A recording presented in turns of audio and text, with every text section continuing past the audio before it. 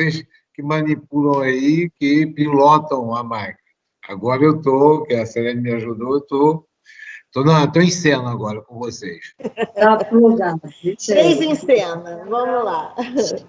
Ok?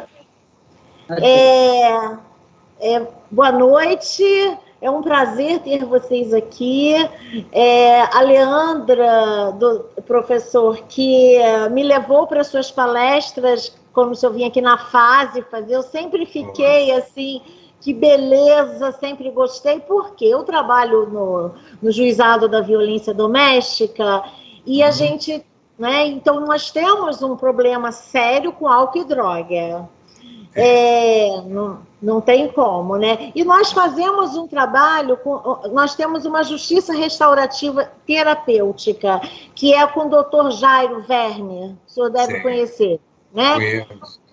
Então, o Dr. Jairo, que ele é professor lá na UF, e ele também trabalha no Ministério Público. Então, ele montou a equipe dele de lá para atender os homens que têm esse problema da dependência química, que foram agressores na violência doméstica, né? Então, aí eu fui, a Leandra me chamando, a Leandra é uma parceira maravilhosa, a gente também... Ela vai organizando tudo. Não é? E a gente manda muita gente para o CAPS, né, Leandro? A gente também se conheceu por causa do CAPS, né? Que recebem também, que a gente também trabalha com os dependentes químicos no GCRI, no Juizado da Violência Doméstica, que são só os usuários, não são aqueles que praticam tráfico, não, só usuários. E esses vão para o CAPS.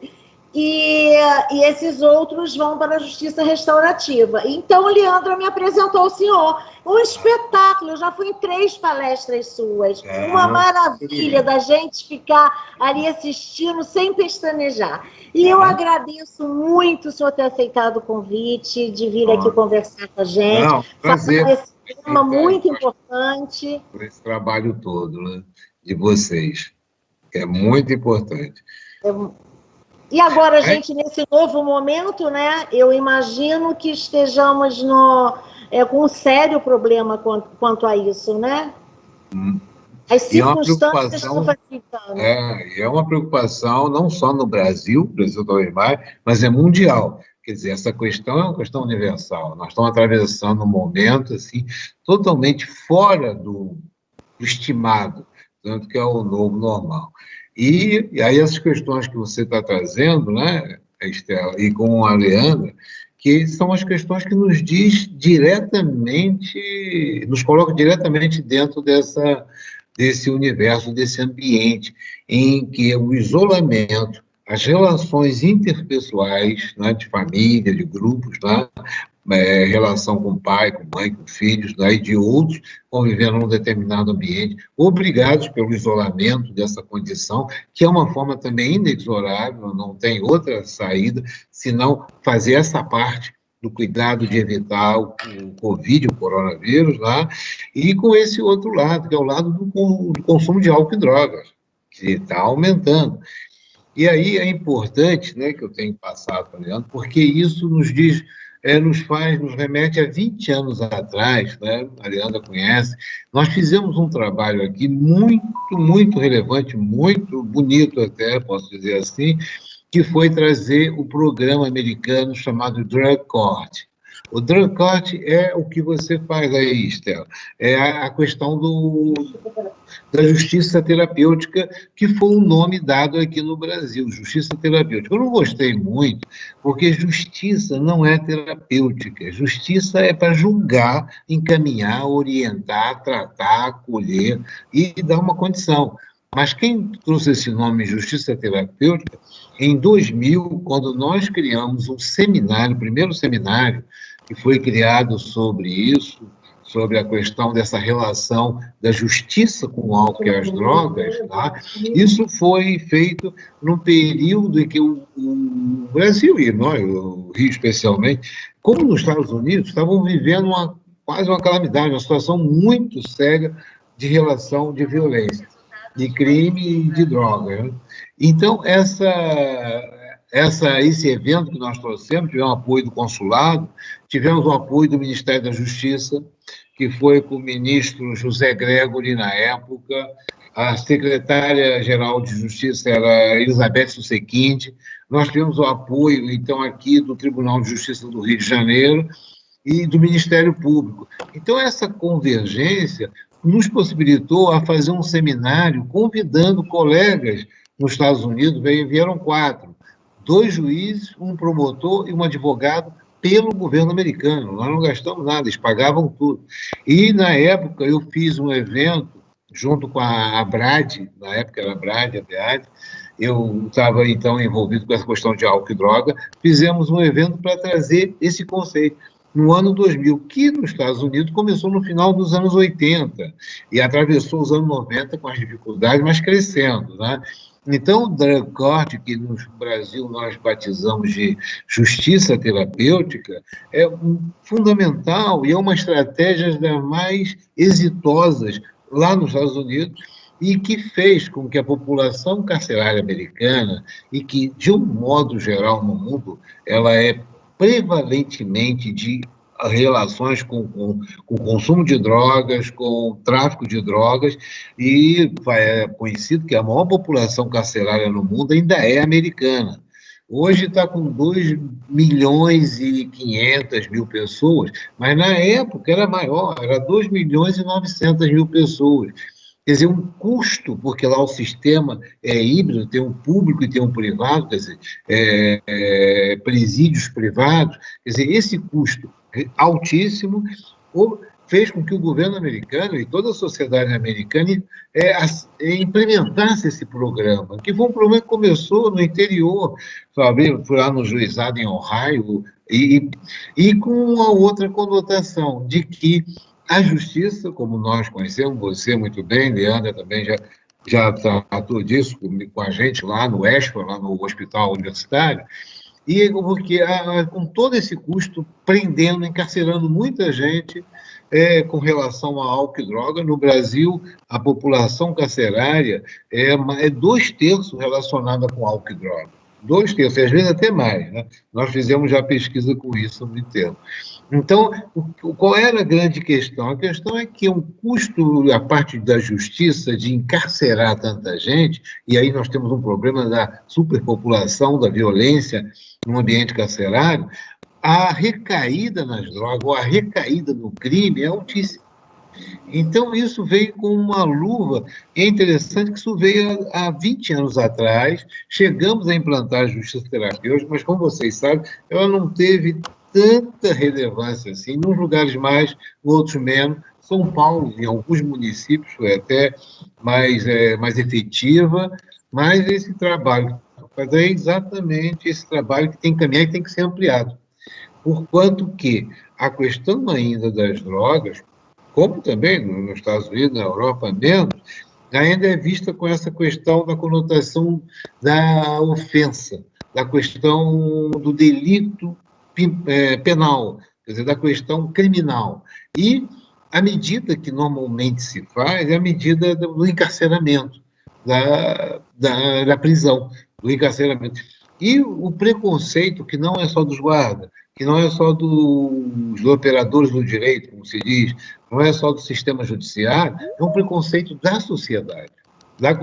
E no Brasil, eu estava vendo, como você estava trazendo, e isso é falado, é conhecido, e no Brasil nós temos um problema seríssimo, que a nossa constituição de população, a maioria de pessoas excluídas, de negros, de pobres, marginalizados, e aí eu te parabenizo, para você e para Leandro, de trazer esse tema neste momento, porque a situação promete se agravar, porque nós vamos ter muito mais desemprego, muito mais desigualdade, muito mais vulnerabilidade, e uma coisa aí, mais para o lado da Leandro, que está lá com os CAPs, com a questão, porque o apoio psicológico, só o apoio psicológico não será suficiente. Vai ter que ter políticas sérias.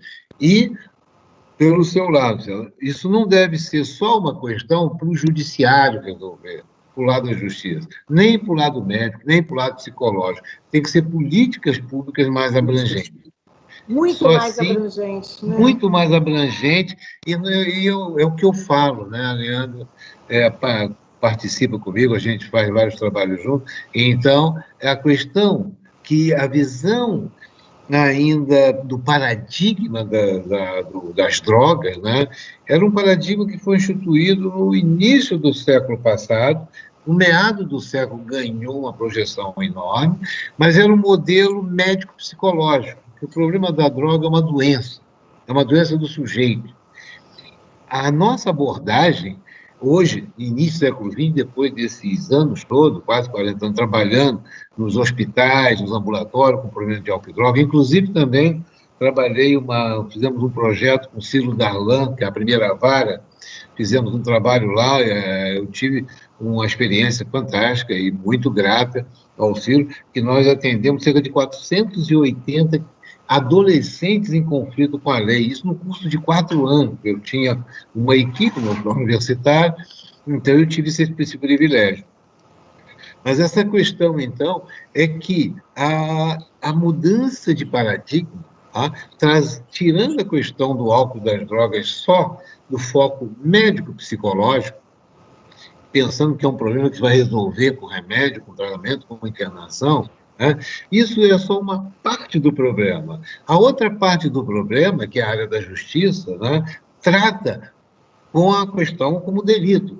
Então, vai ser a prisão, o encarceramento, e essas duas formas de tratar, hoje está muito claro, não resolvem o problema. Por isso, é muito oportuno, e quando você falou, naquela época que a gente esteve em Petrópolis, é fundamental avançar com essa questão. Não só que é importante do ponto de vista da abordagem médico-psicológica, da abordagem jurídica, mas uma abordagem social, uma abordagem de políticas públicas, porque exatamente o que é que nós vamos chegar. Hoje, eu tenho me dedicado muito à questão da neurociência e às drogas. Tá? A questão da neurociência e as drogas e a revisão. É um momento de mudança de paradigma. Nós não podemos continuar fazendo o que sempre fez, porque o resultado vai ser sempre o mesmo. Tá? Tem que mudar porque o problema está aí, e esses anos todos, com todas as leis que surgiram para a questão de álcool e droga, o resultado não foi evidente, até pelo contrário, né? Não só com as drogas, mas com o álcool também, o aumento do consumo do álcool, o aumento da violência, acidente, tudo isso. Então, nós estamos num momento, como eu falei para vocês, esse momento importante, a pertinência dessas reuniões e dessas reflexões, que tem que mudar, no sentido de que, pelo meu lado médico, o lado que atende neuropsiquiatria e o lado da psicologia, que dá um suporte fundamental, indispensável, não são suficientes. É essa conscientização. E não adianta investir, porque vai ficar como se estivesse enxugando gelo. Não vai avançar. Na área da justiça, eu acho que o conservadorismo e até os preconceitos são até maiores, porquanto que o encarceramento imediato surge como solução inicial, primeira. Embora nós tenhamos uma lei que foi mudada, nós tínhamos aquela lei 6268, de 76, ela mudou, virou a lei 11.343 de 2006, que foi um avanço, e ela penalizou o uso, né, de acordo com o usuário. O usuário, né? Mas essa lei, em 2006, as coisas não melhoraram de 2006 até 2020, 2019. Quer dizer, e antes era mesmo. Parece que a linha de deterioração nessa questão do uso, o abuso e dependência de álcool e droga e suas consequências, a violência, a parte de doença mesmo, não mudaram significativamente, apesar dessa lei. Então, Estela, eu falei mais uma vez para a Leandro, eu estou animado para participar com vocês e avançar com essa reflexão, no sentido de que o problema das drogas, a gente fala lá na clínica, né, Leandro? O problema das drogas não são verdadeiramente as drogas, somos nós, somos as pessoas. São as pessoas, é a comunidade, é o sujeito. E isso tem respaldo hoje, bem, bem mais compreensível, pelo estudo que hoje nós temos de evidências. A evidência da parte da neurociência, entender como é que o nosso cérebro funciona, a parte que foi, no momento, valorizada, mas depois caiu no desuso, que é a parte do comportamento, aí a teoria psicanalítica para trazer, entender o sujeito, entender as pessoas. Deixa eu fazer só uma colocação pequenininha para o senhor, que isso é importante para mim. Com a despenalização dessa lei 6368, que caiu para como é que é? Eu falo tanto nessa lei 10.343 de 2006, não, né? 11.343 de 2006.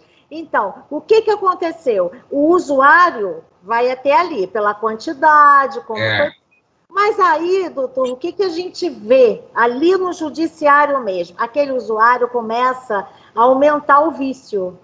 Ele começa a não ter dinheiro, ele passa para o furto, ele passa para o roubo, e aí ele passa para o pequeno tráfico. Ele começa a traficar para garantir a droga que ele precisa, não é verdade? Aí ele já cai no juízo comum, que aí a penalidade ele já entra como traficante, ele já entra como roubo, né? Então ele já cai ali e vai preso. Aí ele já vai para esse sistema precário que nós temos, né, das cadeias, que agora, nessa época da pandemia, dizem que é uma coisa horrorosa, que eles estão presos e eles não contam que estão sentindo nada, porque eles sabem que teriam que ir para uma solitária, e ali seria pior ainda, no isolamento, e eles parece que têm pavor, que é uma coisa horrorosa, aí eles ficam até eles irem para esse pavilhão que é só para os... que é uma coisa assim... Terrível. Então é só para você saber. Então, quer dizer, esse pequeno usuário que não tem, que agora eles só têm que assistir uma palestra, não pagam cesta básica nem nada, vão para o CAPS, ou a gente tenta fazer alguma coisa ali, ele começa ali, o judiciário inicia ali neles, porque eles vão cometer o delito na violência doméstica, com os pais, com as crianças, é exatamente isso que o senhor está falando. E aí a gente cai... Aí é que acho que aí é que são os protagonistas importantes, que não pode ficar só sem os outros estarem ajudando. Quer dizer, o teu trabalho, o trabalho da Leandra é fundamental. O trabalho do promotor, o trabalho da justiça também é importante, mas só que tem que ter um envolvimento maior da sociedade. Por quê? Então, eu vou entrar nessa questão que você falou. Tudo bem, eu acho que o usuário ele tem, às vezes, um limbo de atuação que facilmente passa para traficante. Mas, mesmo naquela lei, na 11.343, ela é um pouco dúbia, nessa... Qual é a quantidade de droga que faz ser caracterizado como usuário, uso próprio, como traficante? Isso é uma questão, uma interrogação. A outra interrogação que fica é que os soldados, os policiais militares, a polícia militar que ataca mais, a gente sabe que não é uma perfeição, sabe que eles também não têm preparo, e sabe que muitas vezes na abordagem se estabelece uma relação que a gente vê todo dia, ainda mais no Brasil, aquela carteirada. Se essa blitz for feita num grande centro da Zona Sul do Rio, no Leblon, Ipanema, a abordagem é uma. Se a abordagem for feita perto de uma favela, perto de uma comunidade, com pessoas mais pobres, mais marginalizadas, a abordagem é outra. E sabemos também, que ninguém é perfeito, tem o mundo inteiro, mas que muitas vezes depende da avaliação do soldado, do policial militar que está ali fazendo a blitz. Depende muito dele. E numa dependência que eles também estão mal remunerados, mal preparados, eles não têm toda a preparação para saber o que é droga, que eles tinham que saber, e muitas vezes e seria essa no nosso papel, demonstrar que como é que eu vou fazer com que um adolescente que mora numa comunidade pobre, numa favela, sem água em casa, sem condições, sem acesso à saúde, sem emprego, às vezes, o adolescente, sem escola, já você está criando ali um caldo de cultura. E aí vê o pai desempregado, vê o pai ganhando pouco, a mãe ganhando pouco, e isso, ao contrário, ele baixou descer do morro, ali no Pavãozinho, no Vidigal, na Rocinha, desce e vê aquelas riquezas, e aí essa desigualdade desse país, que é muito gritante. E aí vem a desigualdade. Por que ele não pode ter um tênis Nike? Quer dizer, esse clima psicológico que predomina nas pessoas de menos posse, que estão toda hora vivendo com essa miséria, isso vai gerar uma situação de inconformidade, de mal-estar permanente. Será que o soldado, será que a polícia, será que a justiça, até um promotor, entende o mal-estar desses meninos? E é quando eu trabalhei com o Ciro Darlan, foram 3 anos, foram 4 anos para fazer esse trabalho todo.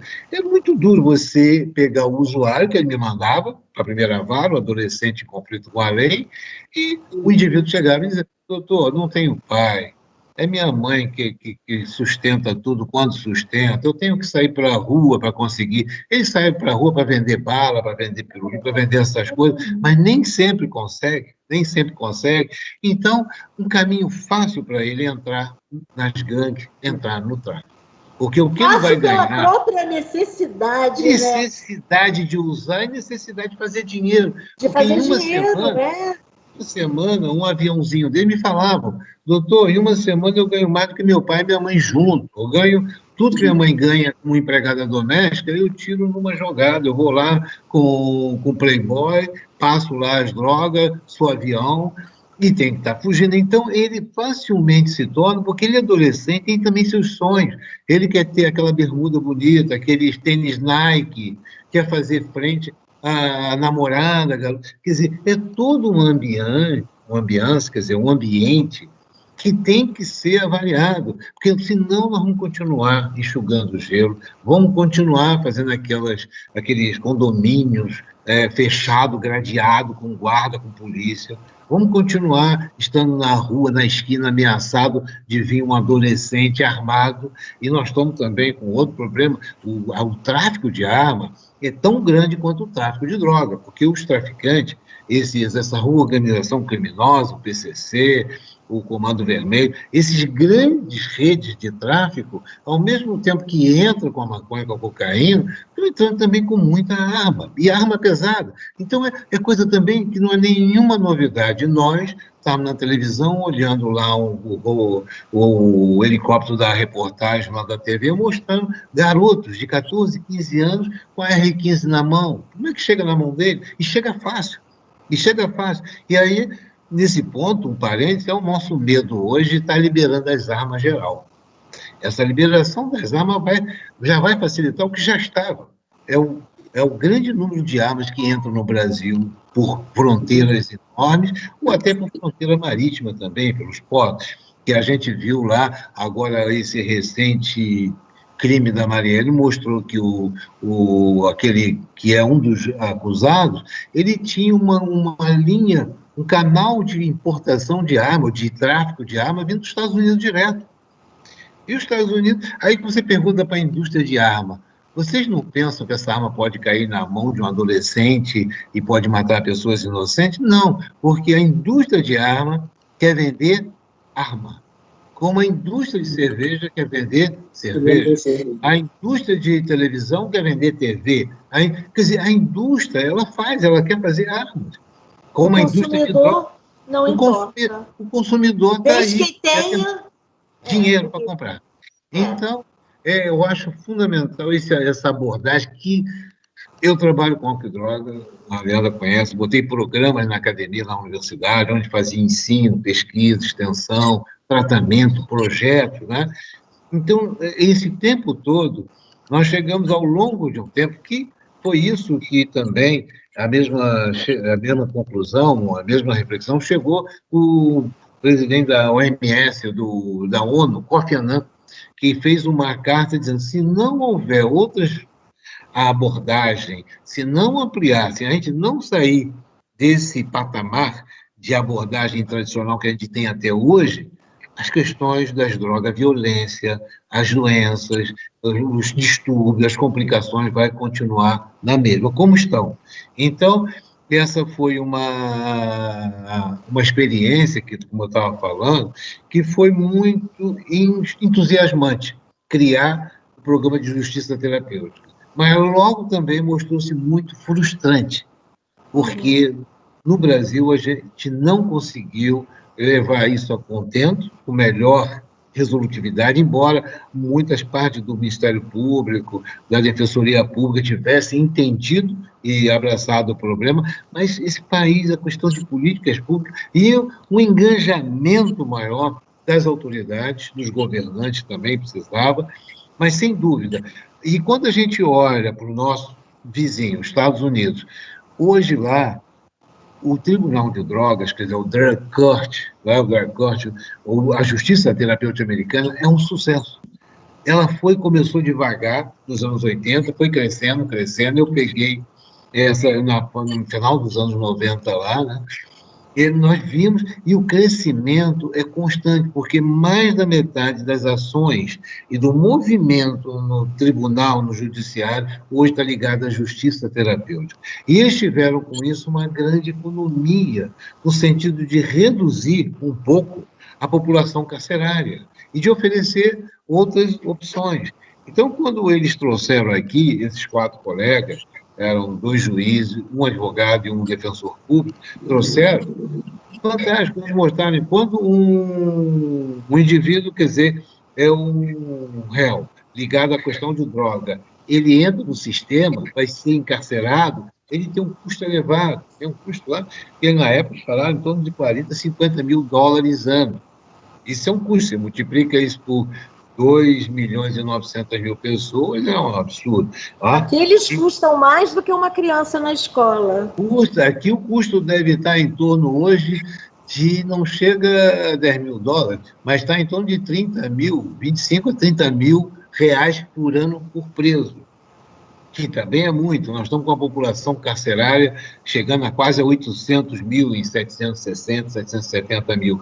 Todas população carcerária que estão, pelo menos, numa população aumentada em 2 vezes. Enquanto que as vagas disponíveis para um sistema razoável seriam em torno de 400 mil, nós temos 700, 800 mil, quase o dobro. E isso difere para lugares, você sabe isso melhor do que eu, o excesso da população carcerária. Isso levando a problemas. Olha, problema. Então, o que mostrou que se adotar o sistema da justiça terapêutica, como os americanos fizeram, quer dizer, a Drug Court, se adotar, você, quando tem os dois sistemas, num sistema, o presidiário custa muito mais, 40, 50 mil dólares ano. A recaída dele na droga é altíssima, 80%, 90%. A recaída no crime, porque não consegue sair de lá, a recaída também é sendo de 80%, 90%. E aí, foi isso que fez o clique, né? Foi o insight. Ele volta para o sistema presidiário. Então, é o retorno. É o eterno retorno. Quando a gente vai ver o sistema do Drug Court, o sistema da justiça terapêutica, aplicado de uma situação comum, esse indivíduo ele tem um custo muito menor, o custo, me lembro, caía para em torno de 5 mil reais. Em vez de 30, 40 mil reais, caía para 5 mil reais, 6 mil reais ano, e a recaída no crime vinha para 10%, 15%, a recaída nas drogas também descia para em torno de 10%, não tem como, é tão óbvio esse resultado, que não tem como até comparar, porque é tão díspare a água para o vinho. Por isso, que se você, quando a gente vai nos Estados Unidos hoje, o Drug Court expandiu, está em todos os 50 estados americanos, tem um sistema de droga bem articulado. Então, qual era a mecânica? A mecânica o indivíduo é preso por o seu usuário, por estar com pequena quantidade. Ele é preso. Quando chega no tribunal, o juiz já logo oferece para ele uma opção. O que aqui foi mal entendido como obrigação, não. É uma opção. O juiz chega assim, você tem a opção de assinar um termo, assinar um acordo de que vai se tratar. Eu ofereço, o tribunal oferece, indica a clínica, indica o psicólogo, indica, às vezes, até assistente social, e vai buscar uma empregabilidade. Chama a família também se envolve, e o indivíduo vai, durante um ano, fazer, então, um tratamento orientado pelo sistema judiciário. O sistema judiciário, o juiz, o promotor, é que vai coordenar com a sua equipe médico-psicológica. É o que Mas nós eles não estamos fazendo. Exatamente isso, e isso eu acho que é uma semente para dar um enorme fruto, sem dúvida, eu acredito nisso, por isso estou É uma todo aqui à semente, o disposição senhor de tem vocês. razão, é uma semente, porque nós temos agora 25 homens. Aí eles fazem esse tratamento psiquiátrico mesmo, com remédio. Nós temos 2 promotores, nosso juiz, o doutor Afonso, junto com os promotores, doutor Paulo Itaca, doutor Arthur Santana. O que eles fizeram? Porque o doutor Afonso, o juiz, ele é da 2ª Vara Criminal, para onde vão para onde vão os traficantes, e é também juiz titular do juizado criminal, para onde vão os usuários, e da violência doméstica. Ele é juiz desses 3, né? E, então, nós temos 2 promotores. O que nós fizemos?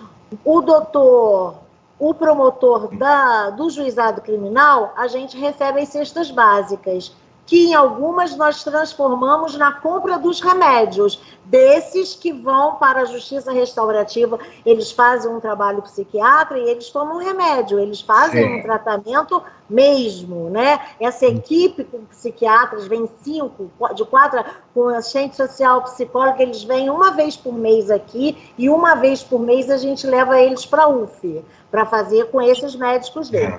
E aí, a gente tem o dinheiro para comprar os remédios, e a gente também faz, doutor, eu lembrei que o senhor está falando aí, nós temos cursos, nós já demos cursos para eles, de jardinagem. Ótimo. Que foi ali na APA, no local grande, bacana, foram 2 meses de curso. Nós já demos curso de panificação, cursos de barbearia, tudo que eles possam ter uma profissão, né? Para eles, se conseguindo sair da droga, que eles tenham pelo menos alguma... Vamos ver. Parece que a gente está pequeno, é uma semente, como o senhor falou, mas a gente tem que começar assim, não é, doutor?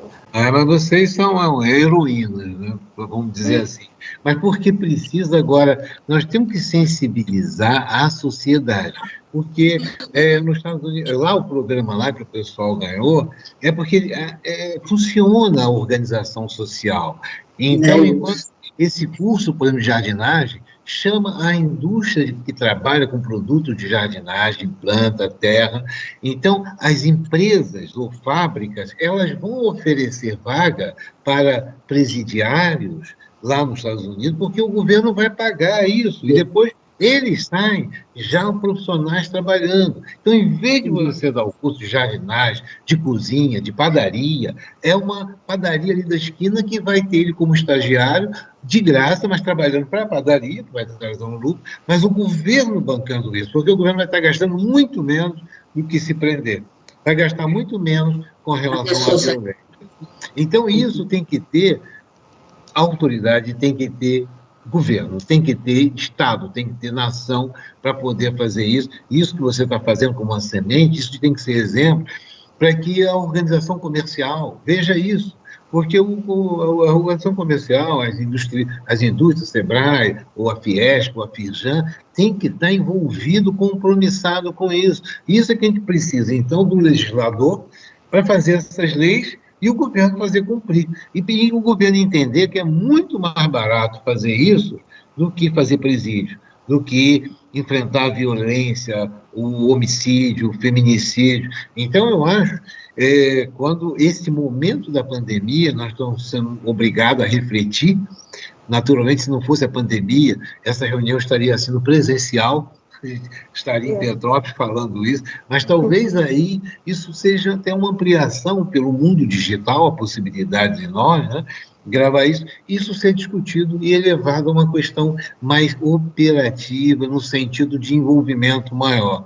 Então, isso, para um legislador, para um deputado, para um senador, é montar essa lei, como já montou outras leis, né? Mas a sociedade agora vai ter que dar uma parada, né? Vai dar uma parada, porque vai ter que pensar nesse novo momento. E essa crise que nós estamos vivendo, que é uma das maiores crises vividas nesse século, né?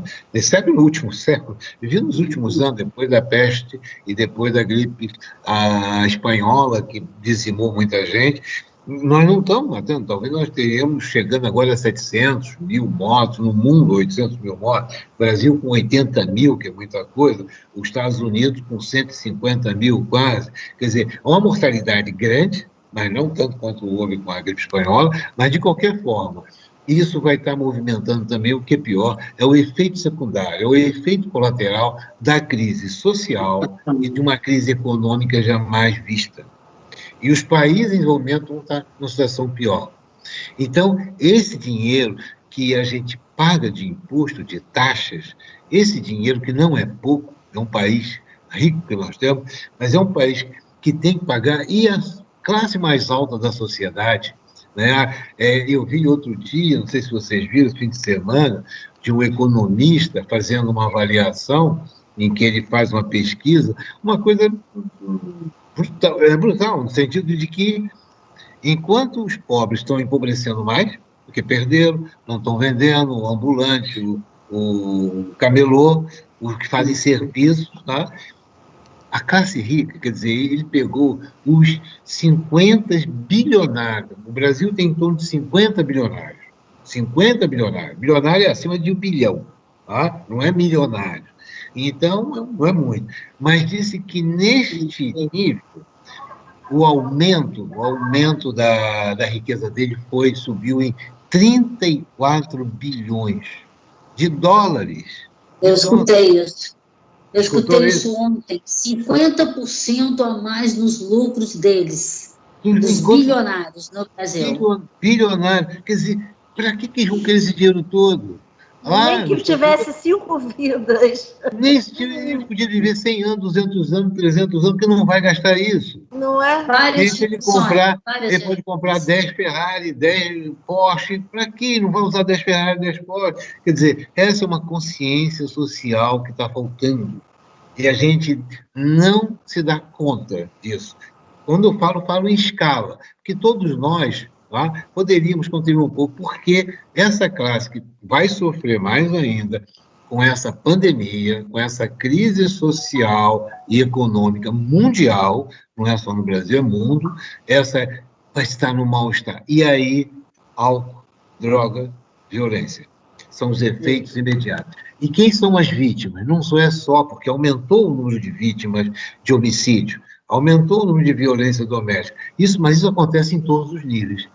Em todos os níveis. Então, quando você falou que a gente ia falar sobre isso na pandemia, eu até brinquei com a Celeste, nós vamos falar da pandemia, na pandemia nós vivemos permanentemente.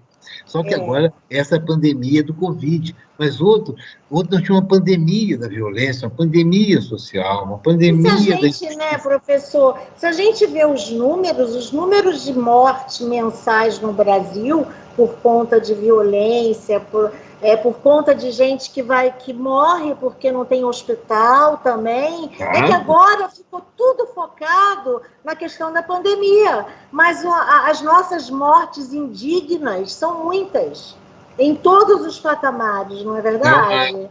E aí, se me permite um parêntese, eu assisti a uma live que o meu professor, né, o professor José Mauro, além de meu professor, meu mestre, meu amigo também, não é? Então, eu acompanho, onde eu vejo que o professor José Mauro vai estar, eu procuro estar, sempre foi assim, e agora de forma virtual, né, professor? Então, na sexta-feira passada, ele participou de uma reunião que ele faz parte agora da Comissão de Drogas Lícitas e Ilícitas do Conselho Regional de Medicina do Estado do Rio de Janeiro, e ele apresentou muito bem, acho que ele ainda tem tempo na fala dele, né? Você que diz aí, nos norteia em relação a isso, mas eu gostaria muito, que eu adorei as colocações dele, quando ele contextualizou o aumento do uso, do consumo, né, do uso problemático do consumo, porque eu aprendi com o professor uma coisa muito simples, que é o PRAD. O PRAD são os problemas relacionados a álcool e drogas. Então, a OMS, em pesquisa no Brasil em 2015, ela declarou que toda e qualquer família brasileira possui de 1 a 2 membros com PRAD, com problemas relacionados a álcool e outras drogas. E aí o professor contextualizou nesse momento de pandemia, até por conta dos dados atuais da Fiocruz, e foi uma explanação muito rica para nós e para o leigo também, né? Apesar de nós estarmos num ambiente médico promovido pelo CREMERGE, mas a forma técnica em que foi abordado deu muito bem para que o leigo acompanhasse. Então, eu gostaria que o professor pudesse nos colocar um pouquinho em nível de Brasil, e se quiser contextualizar em nível de mundo, mas esse consumo de álcool e outras drogas durante o período de pandemia. A Leandra, que é uma das companheiras bastante envolvida com isso, o trabalho que ela faz, entende? Esses protagonistas, são essas pessoas que abraçam isso com algo mais, entende? Não é por mero diletantismo ou por necessidade de emprego. Tem, como você também, Estela, quer dizer, abraça essa causa, a gente precisa disso. E um país como o nosso precisa mais do que nunca de fazer essa questão de convencer mentes e corações para o problema. E que esse problema, como a Leandra falou, não é um problema meu, seu, e não é um problema do indivíduo que está dentro de uma mansão, dentro de uma cobertura, porque o dia que ele sair, ele pode estar atravessando a linha vermelha para ir pegar o avião dele para ir para a França ou para os Estados Unidos e ser assaltado ali, entende? Você está no meio de um tiroteio na linha vermelha a caminho do aeroporto. Né? Os filhos, os jovens podem estar indo numa balada, numa boate cara à noite, mas está no meio de um ambiente que vai ter, de repente, um desses pobres que não tem mais desesperado como conseguir dinheiro, às vezes até para sustentar seus filhos, chega ao limite da situação, quer dizer, é a barbárie.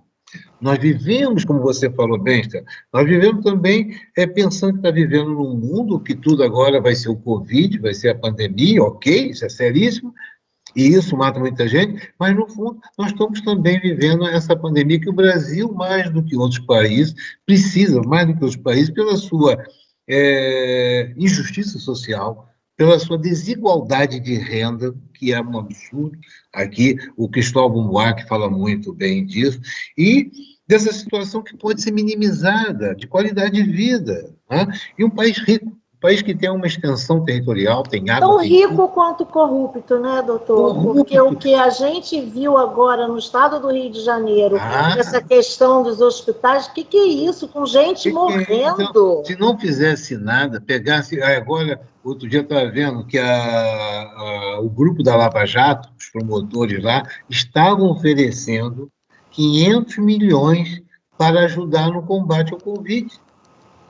500 milhões foram oferecidos, e agora vocês estão vendo no jornal aí o leilão da fortuna do Cabral em joias. Fechou, vendeu tudo.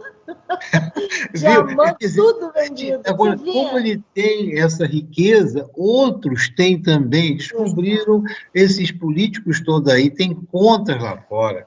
E não é só o legislativo, é judiciário também, é executivo, são os políticos. Isso daria uma vergonha enorme, que tem contas lá, os empresários, os donos das grandes empresas, chamados campeões, como daquele da carne, o maior produtor de carne do mundo, com dinheiro do BNDES, a Odebrecht, a maior construtora do mundo, com dinheiro da Odebrecht. Quer dizer, nós estamos diante de situações que aí, me perdoem às vezes esse envolvimento, porque como médico e como professor, eu sinto muita impotência de poder atuar melhor e mais. Vivendo no hospital, como a Leandra acompanhou o nosso trabalho, e ela vive isso também, quando a gente recebe esse paciente de álcool e droga, ou recebe como você, esse jovem adolescente em conflito com a lei, você sabe o que eles precisam, mas você não tem o que dar para eles. Nós não temos o que As mães, dar. né, Leandro? E as mães, né, As doutor? mães, e Nossa, você é de sabe, cortar o e o coração. que mais dói é que eles não sabem, eles não têm a consciência que a gente tem, mas nós estamos diante disso que você falou, que roubam desse país. A corrupção, que não pode acabar com a Lava Jato, tá? Aí aquela levantou um tapete de um troço estrutural de corrupção sistêmica dos últimos governos, ampliou isso demais, e que continua hoje. Quando você descobre um indivíduo, um apartamento com 20 milhões de dólares guardado lá na Bahia, e o dinheiro das contas offshore que tem aí. Então, isso... Não, e esse agora que tinha o dinheiro que veio para os hospitais, que está preso, o secretário de Saúde do Rio. Tipo, Secretário de Saúde, nesse momento mais terrível que nós já passamos. E aqui o Rio foi um exemplo disso. Quer dizer, isso é crime contra a humanidade. O Brasil ainda vai ser denunciado no Tribunal Internacional de Direitos Humanos por esse crime, porque isso para nós, médico, psicólogo, e você que trabalha com essas crianças e adolescentes na área da justiça, isso para a gente é claro que isso é uma ofensa a esse país. E uma coisa que você observou, eu já tinha falado para ele, que nós chegamos em meados, lá para os anos 2013, 2014, 2015, depois deu uma parada e caiu um pouco, o número de homicídios por ano passava de 60 mil mortes ano. Nós estávamos entre os 4 países que mais matam no mundo, ao lado de Honduras, ao lado de Costa Rica, ao lado de países desse nível. Nós matávamos mais, se lembra, Estela, que a gente matava mais do que a Síria em guerra. Nós eles chegaram em 5 anos a 200 e tantos mil. E em 5 anos, a partir da média que a gente tinha de 60 mil mortes ano, nós passávamos de país em guerra. Quer dizer, nós estamos matando como país em guerra, porque a nossa guerra é a pior, é uma guerra interna. É uma guerra dentro do sistema social, do tecido social. E trânsito, que a Leandra conhece o nosso trabalho sobre trânsito. Enquanto que há alguns anos morria cerca de 45 mil mortes ano, e aí morre jovem, morre o carro que bate, pode ser um Fusca, pode ser um carro sim, mas pode ser um BMW que bate e mata muita gente, morre em todas as áreas. E Petrópolis é um lugar que tem acidentes, né, que matava muito adolescentes, jovens, e esses números caíram. Aí o vírus vai botar na sua conta. A redução de mortes por homicídio caiu mais de 20%, saiu de quase 60 para em torno de 45 mil mortes, quer dizer, nesse período. E o número de acidentes fatais, com morte de pessoas, de jovens nas estradas, caiu de 40 mil para 32, 33 mil. Quer dizer, caiu quase 25%. Quer dizer, caiu por causa da crise. Eu estou dizendo que são números que estão sendo somados ainda. E aí a gente vê, então, como a Leandra falou, realmente, nesse período de pandemia, só para dar uma fechada nisso, houve, e aí, como vocês votaram muito bem, a pesquisa da Fiocruz, uma pesquisa importante, feita associada à Universidade de São Paulo e no Rio Grande do Sul, mas é uma coisa que nós também observamos, lá na clínica a gente vê isso no dia a dia, o aumento de consumo de bebida alcoólica aumentou. Segundo a Fiocruz, em torno de 18%. Mas o aumento do uso de álcool, né, dentro da pandemia ocorre dentro de casa, porque não está se bebendo na rua. E o consumo de álcool em casa, ele vai ser um ingrediente, vai ser um fator que vai elevar o nível da violência doméstica, e aí violência contra a mulher, que você pode dizer melhor do que eu, os tribunais aumentaram aí, falam em 40%, 50% o aumento de número de violência, alguns lugares mais, outros menos, violência contra a mulher, contra a criança, e até feminicídio, chegando a feminicídio, né? E esse aumento foi terrível. Quer dizer, tudo bem, a gente está aqui fazendo um trabalho de prevenção, de conscientização, mas só isso não vai bastar, porque o álcool não é o causador da violência, ele promove a violência, desencadeia a violência, estimula a violência, porque a violência está intrínseca no nosso comportamento. E diante de situações, o indivíduo em casa, perdendo emprego, ameaçado no seu emprego, vendo o seu futuro ruir, porque que futuro vai ter para os filhos, para ele, enquanto a violência é uma reação, obviamente, indesejada, mas nós vamos estar lidando com esse efeito colateral terrível. Então, essa questão do consumo de álcool no período da pandemia é um período muito delicado e que nos remete a essa responsabilidade de estar discutindo, falando, ajudando, procurando ajudar, e a agressão, a violência doméstica e a violência contra a mulher também aumentando.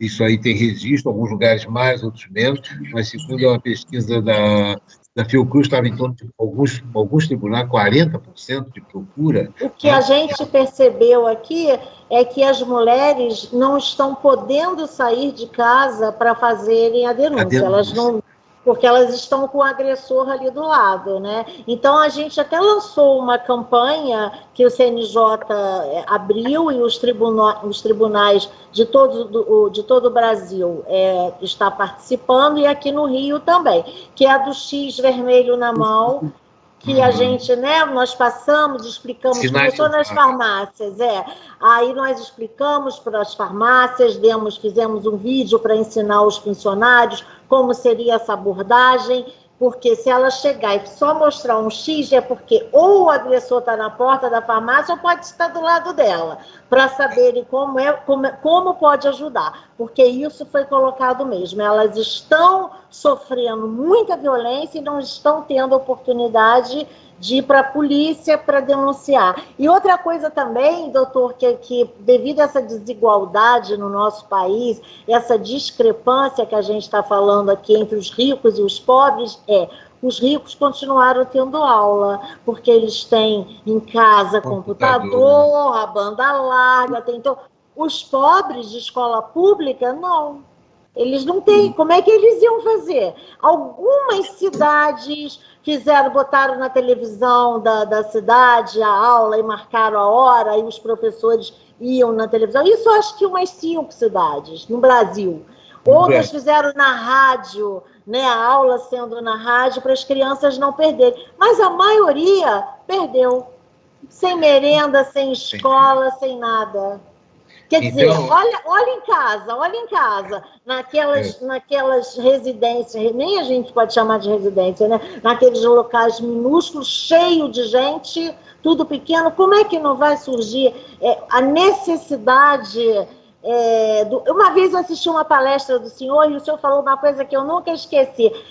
As pessoas que se drogam, ou por álcool, ou pela droga em si que a gente conhece, elas estão fazendo aquilo, não é para se divertir, é para...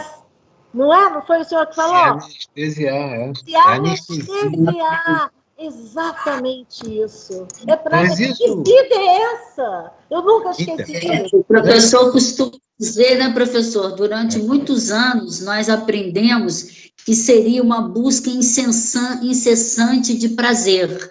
Prazer a todo custo. E com os avanços, principalmente da neurociência, nós concluímos que é uma fuga do desprazer. Que mal-estar é esse que esse humano está vivenciando, que está sendo acometido, e aí eu gostaria de trazer, então, um pouco, se eu puder entrar agora, nós estamos aqui com aproximadamente 50 minutos de conversa, né, desde que iniciamos, para eu poder contextualizar Petrópolis e aí aproveitar esse gancho, né?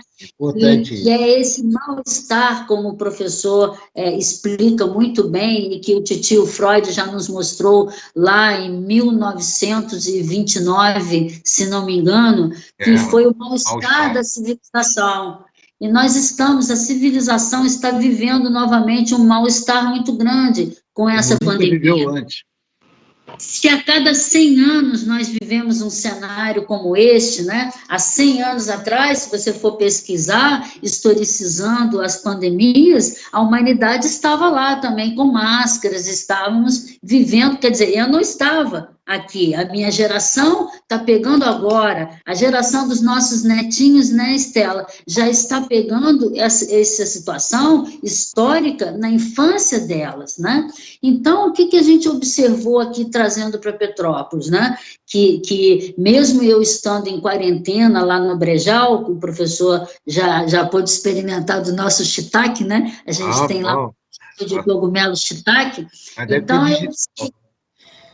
cheguei de férias, que estava na Europa, fui direto para lá, e de lá, você tem que ficar em quarentena, você fez 60 anos, você tem doença autoimune, então você é grupo de risco, você tem que ficar. E eu queria estar no front, né, porque sou ativa, sou, né, como o professor sabe, você sabe também, Estela, apaixonada por esse tema, e caramba, e já escutando que a quarta onda era exatamente esse dano todo da saúde mental da população, durante e pós-pandemia. Então, eu falei, mas peraí, fulano está me ligando aqui dizendo que o Zezinho recaiu, que a Mariazinha estava bem toda a vida, já foi encontrada de novo no terminal rodoviário, daquele jeito, foi levada para o pronto-socorro, o leito de 72 horas não está dando conta, porque é um atrás do outro, leito reduzido, maca do lado de fora para esperar a vaga, não tem medicação. Caramba, como é que vai fazer? Vou fazer alguma coisa, tenho que fazer alguma coisa. E aí comecei com as entrevistas virtuais. Das entrevistas virtuais, eu falei, bom, preciso, então, elaborar uma cartilha para o manejo de substâncias de álcool e drogas em tempos de pandemia. Então, coloquei lá, bom, nós sabemos que o uso de álcool e drogas e os transtornos mentais, o que nasceu primeiro? Tostines vende mais porque é mais fresquinho, ou é mais fresquinho porque vende mais? Então, aquele jovem ansioso que chega lá na idade de cair na pista, como eles dizem, ele fuma um baseado, uma maconha, e tem um alívio daquela ansiedade, opa, isso deu certo, então eu vou fazer de novo, mas espera aí, eu estou monitorando no Rio surto psicótico e de elite, não tem nada a ver com o manezinho, não, o menos favorecido, não. Surto psicótico de família da alta, tive que acompanhar, estou desde semana passada, por uso de haxixe. Por quê? Aumentou o número de drogas sintéticas feitas em fundo de quintal, porque muitos produtos que são os ingredientes para a confecção e elaboração dos sintéticos, está também com dificuldade. Então, os químicos no seu fundo de quintal estão produzindo êxtase de qualidade péssima. O paciente que recaiu, e aí ao recair, reencontra com um outro amigo paciente e que pega lá uma quantidade de cocaína e acha que a cocaína não estava boa, porque ela está mais batizada do que em função da pandemia também, e em função de diminuir os lucros também do tráfico, porque alguns mais temerosos, eles pararam de cheirar cocaína, pararam de fumar maconha, mas pedem a bebida pelo delivery, o que aumentou muito o consumo do álcool durante a pandemia, porque facilitou você também comercializar pelo delivery. Eu tenho várias, inclusive, meninas, pacientes, daí do Rio, que estão fazendo atendimento remoto comigo, porque aumentaram o seu consumo de álcool, de vinho. Vou assistir Aí hoje, uma delas me falou, porque eu mandei esse post para convidá-la, uma delas falou, pode dizer que eu comecei por causa das lives de sertanejo. E a gente sabe que teve um sertanejo desse, explícito, a Beade até se pronunciou, não é? O Gustavo Lima, que começou com ele as lives sertanejas e ele entornando todas, mas entornando mesmo. Aí o que minha paciente diz? Eu do lado de cada telinha, peraí, deixa eu beber com eles. Pô, eles estão... Aí veio Marília, veio não sei mais quem, ela citando. ela me dizendo, olha, eu comecei na live do Gustavo Lima, e de lá para cá, as lives de sertaneja, os cantores estão bebendo durante a live. Nem sabia então, disso. isso provocou o meu consumo. E aí agora, quais são as ferramentas utilizadas até de uma forma de tratamento, que é o cognitivo-comportamental, de ministrar algumas tarefas? Bom, ela bloqueou o cartão de crédito, porque aí ela não pode mais pedir delivery. Na hora de fazer as compras, ela não está mais colocando o pack de cerveja no carrinho dela. O irmão não está mais comprando o vinho, não deixou, pediu a chave da casa, porque ela foi e atacou o uísque dele.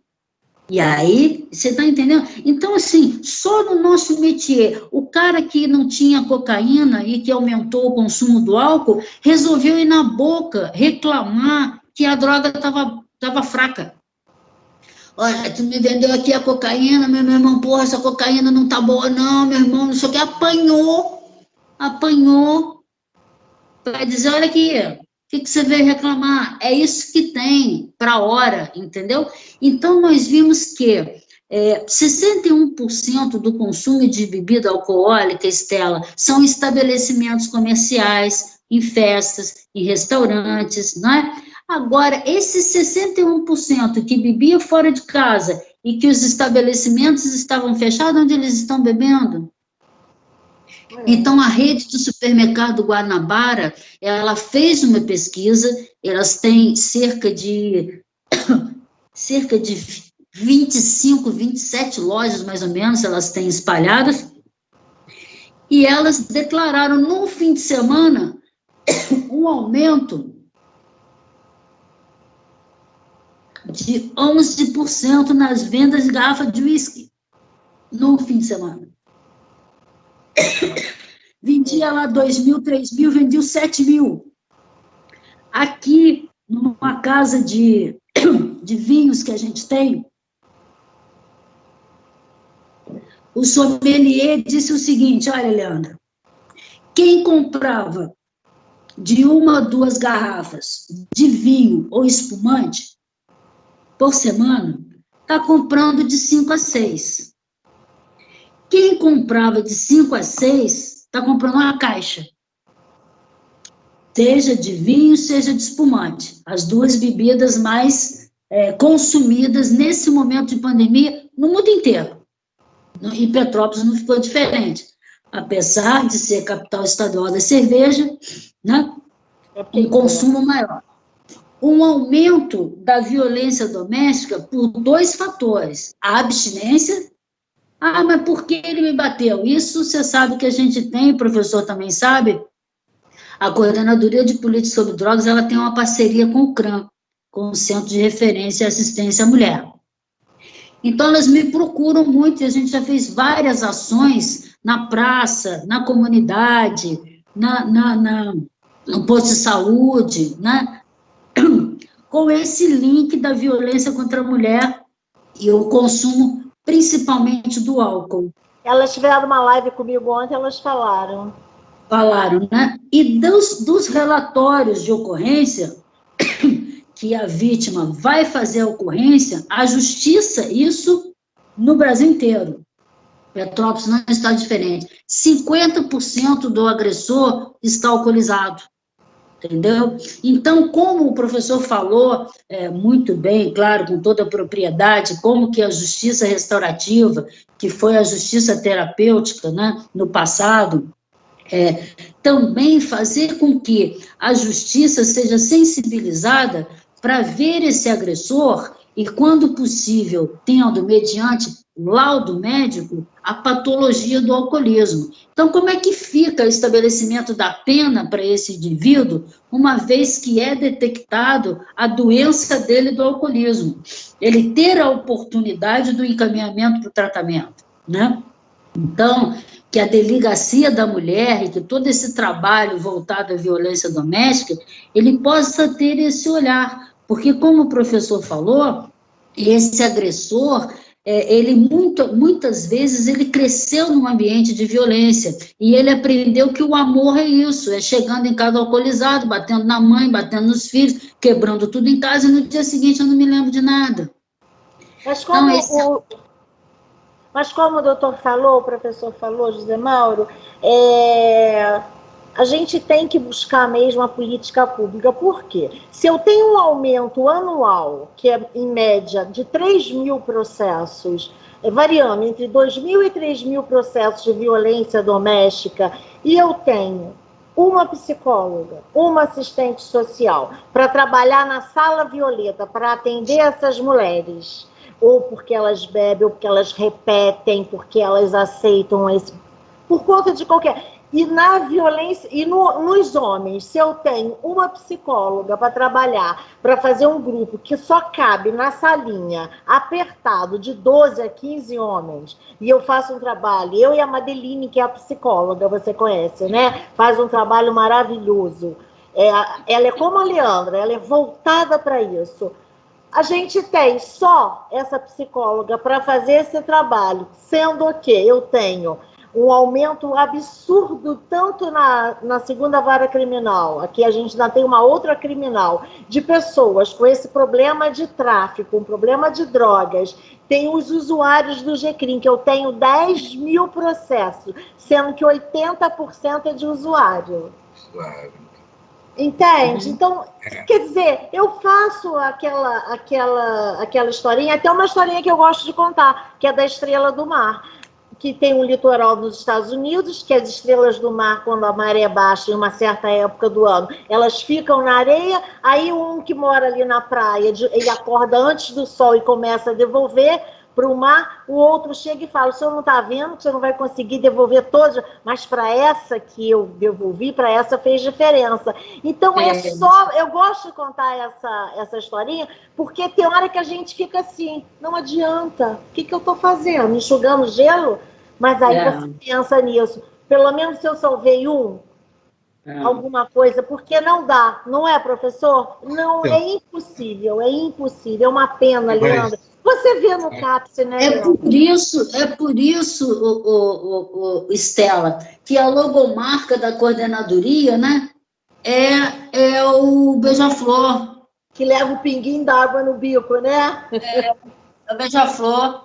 E política pública, o beija-flor sou eu, pequenininha, levo no bico e vou tentando apagar incêndio, vou levando a minha contribuição.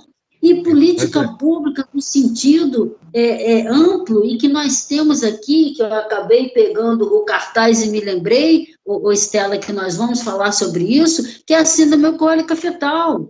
Entendeu? Olha que é 100% previsível, como plagiando, usando as palavras do professor, 100% evitável, 100% previsível, é só realmente informar as mães do município que, quando estiver grávida, é zero de bebida alcoólica, porque não existe dose segura. E isso nem o meio médico, o meio acadêmico sabe. Poucos são os médicos. O professor veio aqui falar sobre a síndrome alcoólica fetal no primeiro seminário que nós fizemos em 2000. Nem sabia que existia isso.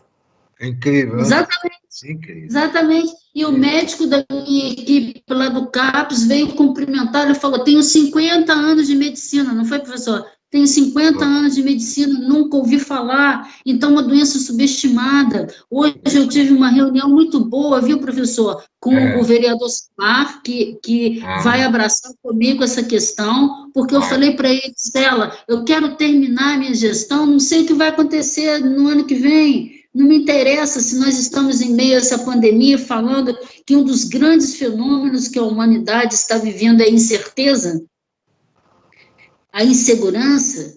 Então, quantas nesse período de pandemia já me falaram que não bebiam e passaram a beber como recurso para relaxar, inclusive médicos e médicas lançando esse recurso.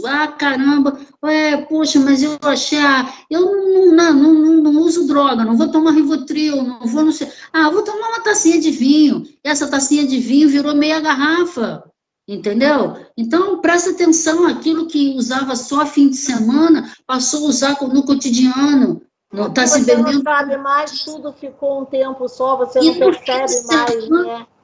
Isso, e no fim de semana ainda aumentou o consumo, porque, peraí, eu já bebia, vamos supor, eu já bebia lá, que tratam tão inofensivamente, né, professor, a cervejinha, como se cerveja não fosse bebida alcoólica, não é?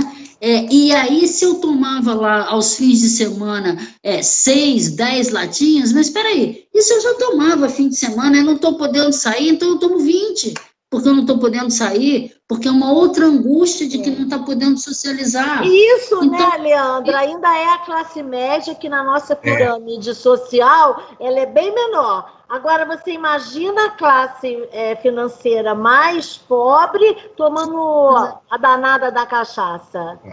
Exatamente. Que sobe, não é, doutor? Sobe mais rápido, não tem isso? É mais agressiva.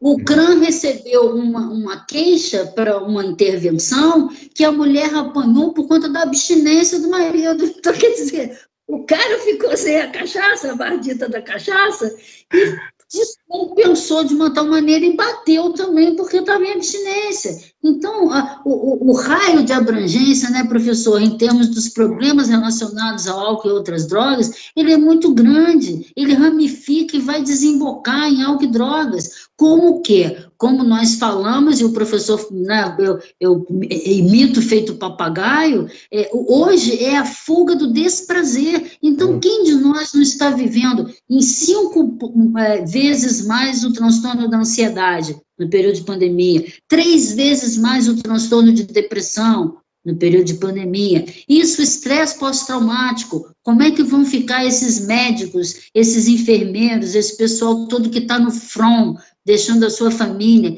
que já está exaurido na sobrecarga? E em 4 meses, quanto luto, né? Quanto luto, exatamente. E essa questão, André, que você está colocando bem, eu acho que também que Petrópolis tem uma oportunidade de um trabalho pioneiro, que já está bem instituído, bem instalado, a Leandra trabalha nisso há mais de 2 anos, por exemplo, que agora, né, as mulheres grávidas em casa. Elas em casa, e com aumento de consumo, aumento de disponibilidade de bebida, não informada, vão continuar, vai aumentar o número de mulheres grávidas bebendo. E aí, Estela, uma coisa que você pode ver também, nós chegamos até a trocar uma palavra com isso, é porque um segmento da SAF, né, criança vai ter problema na escola, né, na casa, na escola, mas quando eles estão adolescentes, eles são uma população fragilizada e facilmente recaem em situações de conflito com a lei. Ainda mais se são crianças com uma deficiência mental, um distúrbio, eles são facilmente cooptados pela gangue, pela turma e pelas drogas também. E isso foi o Denis Lambrun, a Leandra lembra muito bem, o Denis Lambrun, citando um trabalho na França, que a Streisgard, quando esteve aqui com a gente no Rio, há uns 10 anos atrás, também falou.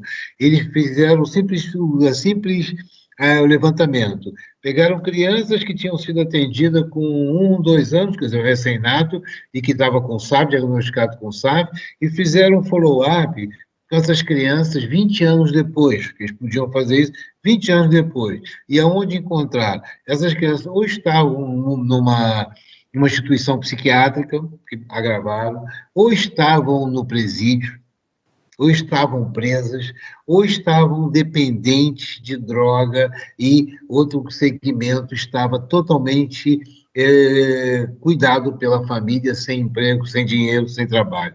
Então, esses adolescentes têm um segmento que vai estar nessa população de conflito com a lei. Então, essas questões todas, né, eu acho que, quando a Leandra mostra o beija-flor, nós temos que multiplicar, temos que ter milhões ou bilhões de beija-flor para fazer isso.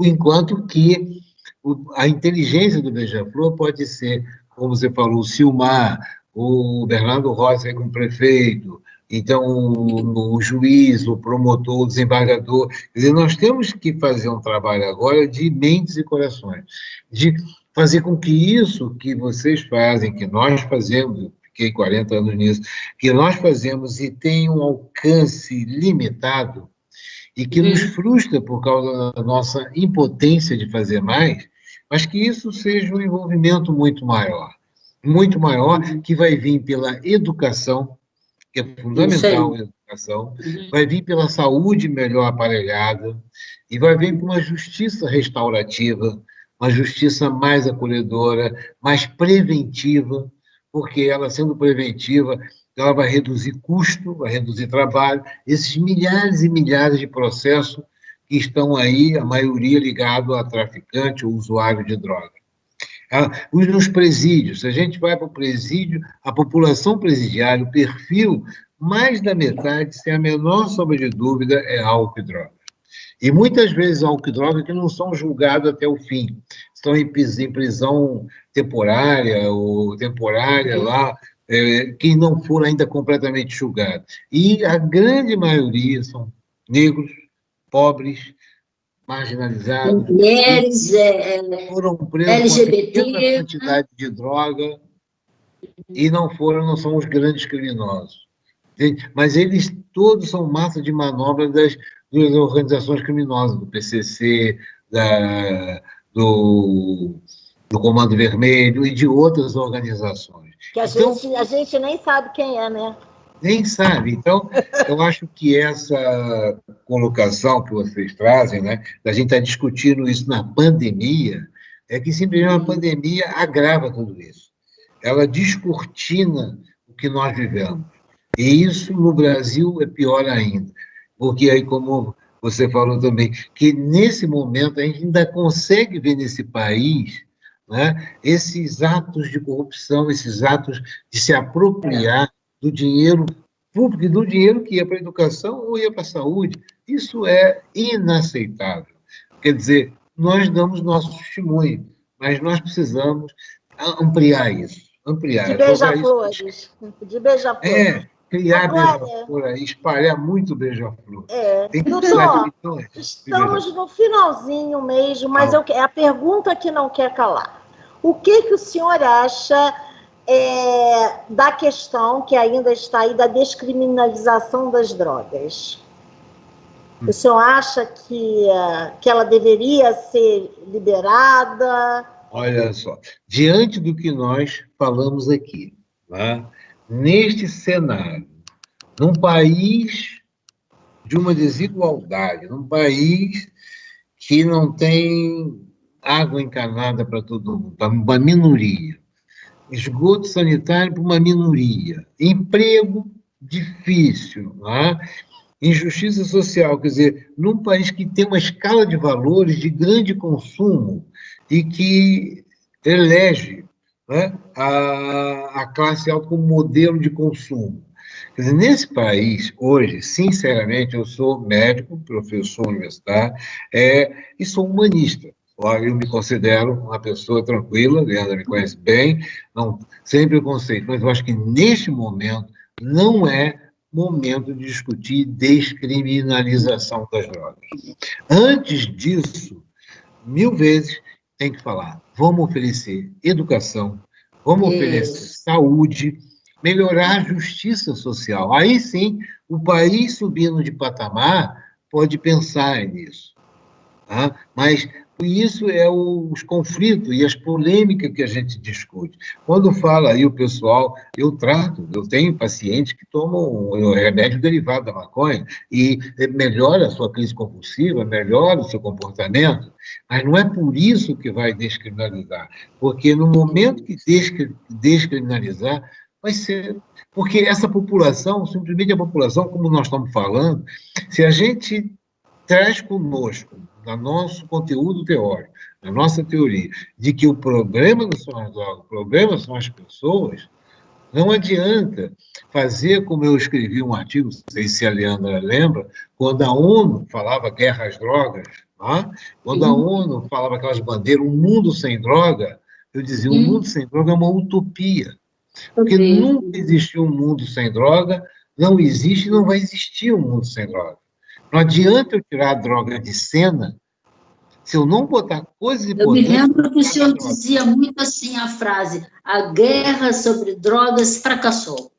É um fracasso anunciado, porque não é o problema que tem que atacar. O que nós temos que ter é educação, é cultura, para a gente chegar a um país num nível, obviamente que não vai ser virado de um dia para o outro uma Dinamarca, uma Suécia, mas nós temos que melhorar as condições básicas. Sem melhorar as condições básicas, eu acho que não é hora de falar em descriminalização. Antes da descriminalização, nós temos que falar em educação, saúde, emprego, menos injustiça social, distribuição de renda, porque ninguém fica rico à toa. Ele fica rico porque tem dinheiro no Estado também, né, professor? E essa lógica também, né, professor, mais atual e revisada e ampliada da saúde, não como ausência de doença tão somente, e sim como qualidade de vida. Né? Então, saúde igual a qualidade de vida. Quer dizer, que qualidade de vida nós podemos oferecer desde a vida intrauterina? É aí onde começa a prevenção, quando a gente já começa a falar na SAF. A gente está chegando antes. E amanhã a gente vai falar sobre isso, né, Leandro? A gente vai falar sobre isso. Mas, Estela, eu gostaria que o professor fechasse, porque eu acredito que isso seja de curiosidade geral, porque foi uma fake news, já estou dizendo que foi fake news, mas eu gostaria que o professor fundamentasse, porque uma coisa sou eu, psicóloga, especialista, né, em dependência química e outras compulsões, e outra coisa é escutar de um médico neurologista, não é, que vai explicar, claro, na linguagem técnica, porém, de forma acessível à compreensão do nosso público ouvinte, é o seguinte: houve uma fake news que o álcool, ele seria preventivo e ele ajudaria no combate do Covid, do vírus do Covid-19. Então, eu gostaria que o professor encerrasse a fala dele explicando quem é esse cara, esse tal de álcool etílico. Porque falaram que o vírus começa na garganta, né? Se você tomasse, você ia limpando. E essa coisa do que é o álcool e o Covid-19, esse link é bastante atual e adequado nesse momento para nós. Por favor, professor. Então, em rápidas palavras, vamos ver. Realmente, Leandro tem razão. Quer dizer, essas mensagens chamadas fake news, né, elas vêm desprovidas de uma base médica ou de uma base biológica, de uma base natural. Então, obviamente que tem algumas questões, por exemplo, eu trabalhei em emergência, pronto-socorro, em sala de cirurgia, eu participava de cirurgia na emergência do guiar. Então, uma coisa comum dentro do hospital é você lavar as mãos.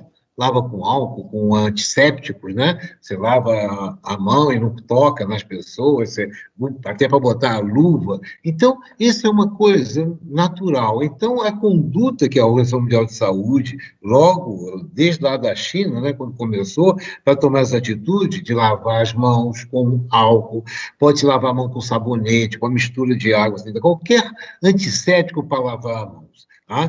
E usar de máscara, isolamento. Quer dizer, é essa a primeira abordagem. Agora, aí, descambada aí, para falar que o álcool melhora a resistência contra o vírus, isso é um absurdo biológico. Tá? Agora, se eu pegar um vírusinho, um coronavírus, uma bactéria e botar numa garrafa de álcool, ele vai ficar parado.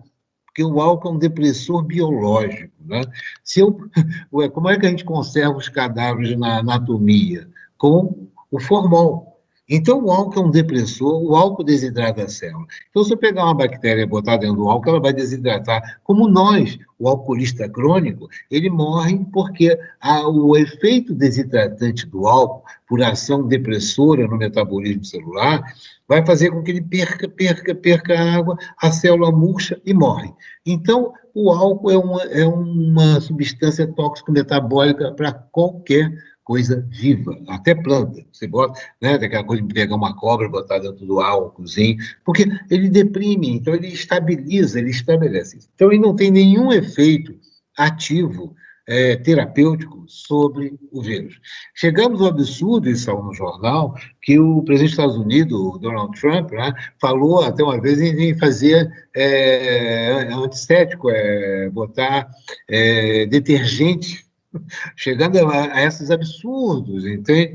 Então, isso é, sem dúvida, uma notícia absurda, fake news, mas repetida, muitas vezes, por isso nós estamos com esse problema da fake news lá em Brasília, lá no Congresso, resolvendo isso, porque isso só vai atrapalhar. Naturalmente, tem pessoas que se deixam levar por isso, tá? Se deixam levar por isso, e às vezes por falta de informação, falta de conhecimento, falta de educação, falta de escola, entram nessas crenças ou nesses mitos. E o outro que veio junto com isso é que o álcool melhoraria a resposta imunológica.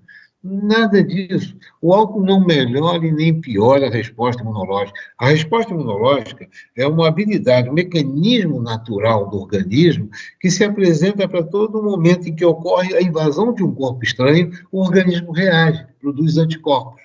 Tá?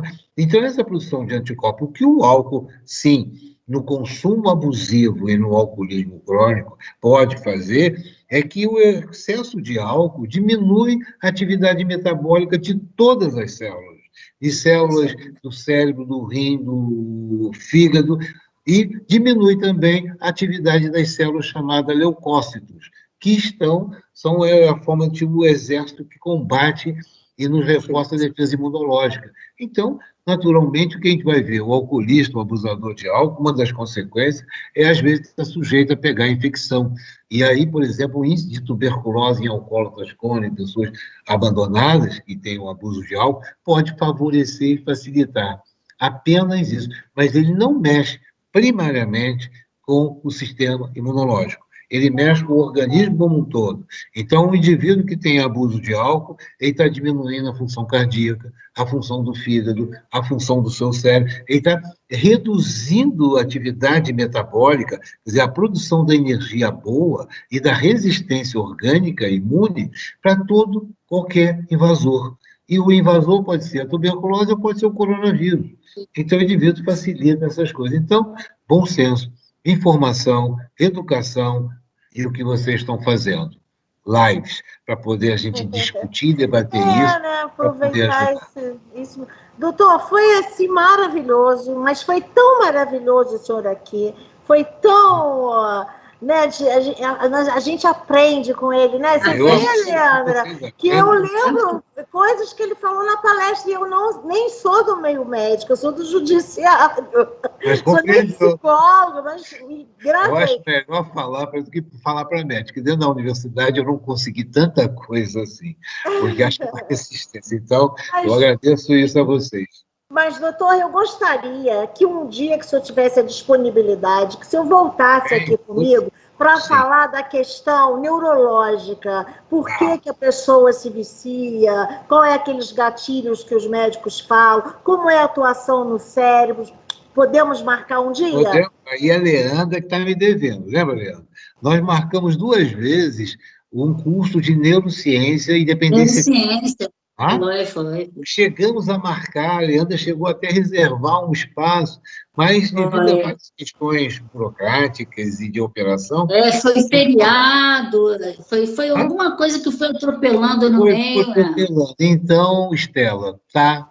Eu me comprometo contigo de fazer isso, e se você quiser, a gente pode fazer a neurociência e dependência química para a área do judiciário, para falar sobre comportamento, violência... fatores de risco e falar sobre a natureza humana da violência.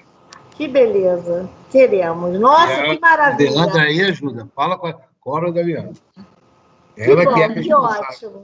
Tá bom. Muito obrigada mesmo, muito, agradeço demais. O senhor é maravilhoso, eu já tinha falado, eu já conhecia. Leandra, querida, muito obrigada por você ter sido a intermediária. Eu estava louca, mas eu falei a Leandra, realmente, olha, ela fica ali, né, Leandra? Ela leva a gente, ela faz a busca aonde tem que ser. Muito obrigada, Leandra. E amanhã nós estamos aqui, tá bom? Para falar sobre... Leandra e Estela, muito bem, parabéns por esse encontro, que nós tenhamos ajudado muita gente, tá? Porque esse é um trabalho nosso. Como Beija-Flores.